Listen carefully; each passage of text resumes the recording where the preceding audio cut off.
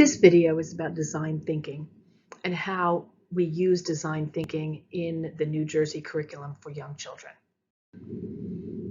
In our standards, engineering design shows up with the following statement. People design for enjoyment and to solve problems, extend human capabilities, satisfy needs and wants, and improve the human condition. Engineering design, a systematic approach to creating solutions to technological problems and finding ways to meet people's needs and desires, allows for the effective and efficient development of products and systems. So what does this look like in K2?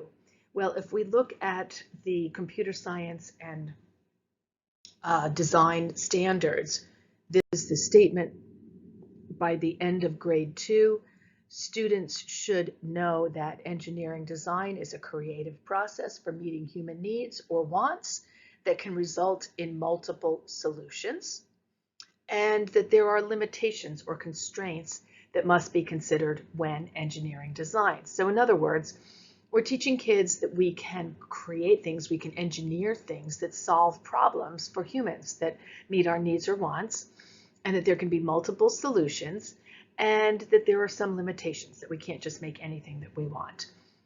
Now, let's take a look at what the design thinking process is. Here's a graphic that shows that our first job is to empathize. What this means is that we need to think about humans and the problems that they face.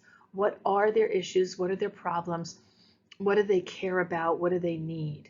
And then once we get the human perspective, then we can define what the problem is. So the next step is to define the problem, because if we don't define the problem clearly, we can't solve the correct problem. Once we've defined the problem, then the third step is to ideate, to come up with ideas.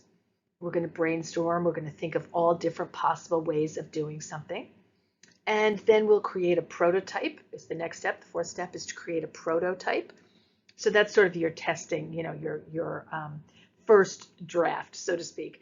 You test that out and see if it works the way you thought it would. And if it doesn't, you can go back and rework your ideas, or you could go back and rework the prototype. So it becomes sort of a cycle of going back in this ideation, prototype, and test until you get it to be the way it would be. So what does this look like?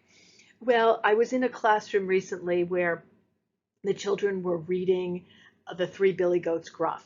And as you remember, the three billy goats couldn't get across the bridge because there was a mean old troll. So after the class read the story, the teacher used design thinking for them to come up with another solution besides crossing the bridge where the troll was. So first they had to empathize with the goats and figure out what they really needed and wanted.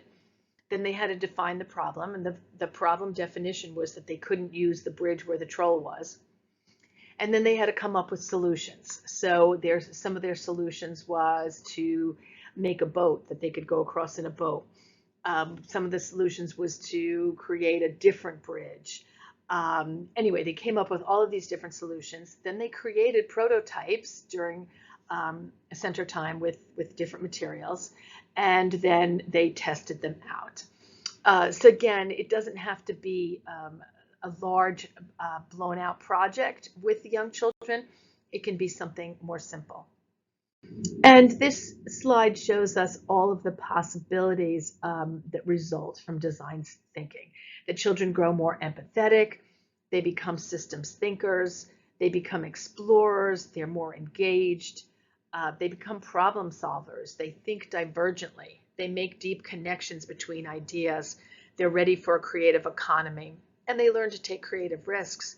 And you can see when we look at these outcomes that this is related to science, it's related to social studies, it's related to mathematics, it's related to computer science, and it's related to engineering, and it can be related to English language arts as well.